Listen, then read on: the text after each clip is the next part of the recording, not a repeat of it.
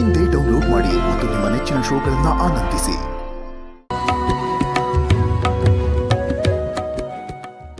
ಹರ ಹರ ಮಹಾದೇವ.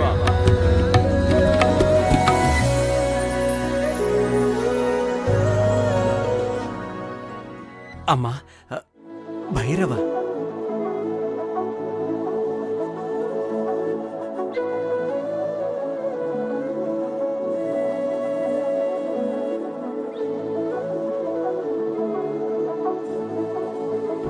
ಶಂಭೋ ಶಂಕರ. ಬುದ್ಧಿ,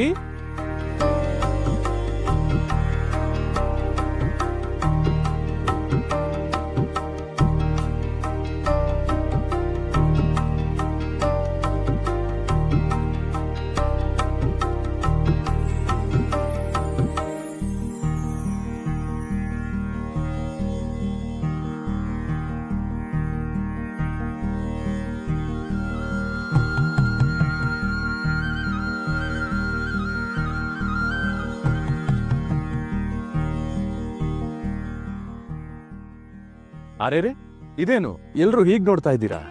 ನಾನು ಭೈರವ.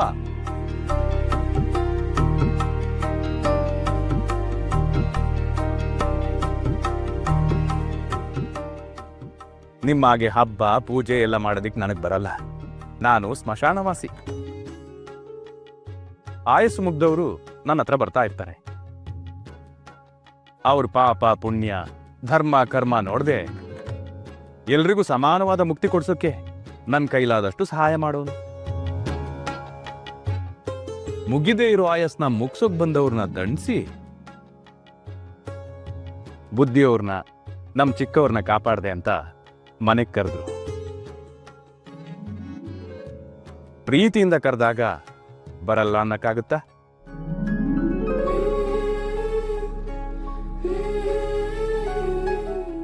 ಹಬ್ಬ ಅಂದ್ರು, ಪ್ರಸಾದ ಅಂದ್ರು, ಬೇಡ ಅನ್ಬಾರ್ದು ಅಂತ ಬಂದೆ.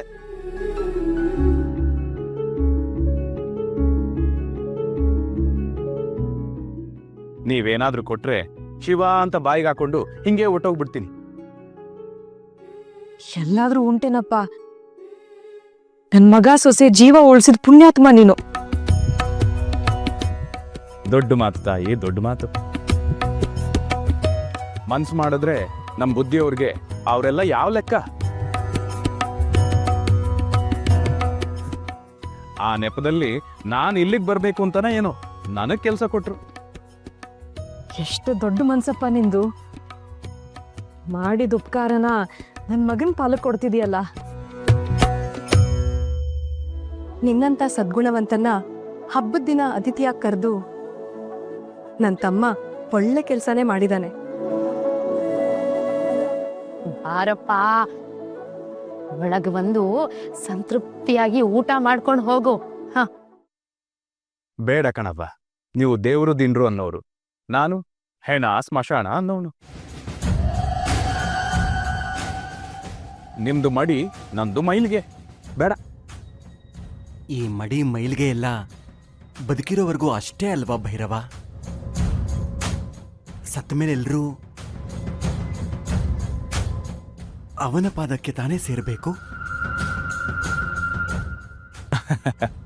ನಿಮಗ್ ಗೊತ್ತಿಲ್ಲದೆ ಇರೋದು ಏನಿದೆ ಬುದ್ಧಿ? ಎಲ್ಲಾನು ಗೊತ್ತು. ಆದ್ರೂ ಏನು ಗೊತ್ತಿಲ್ಲದೆ ಇರೋ ತರ ನಾಟಕ ಮಾಡ್ತೀರಿ. ಎಷ್ಟೇ ಆದ್ರೂ ಕಪಟ ನಾಟಕ ಸೂತ್ರಧಾರಿ ವಂಶದವರಲ್ವೇ?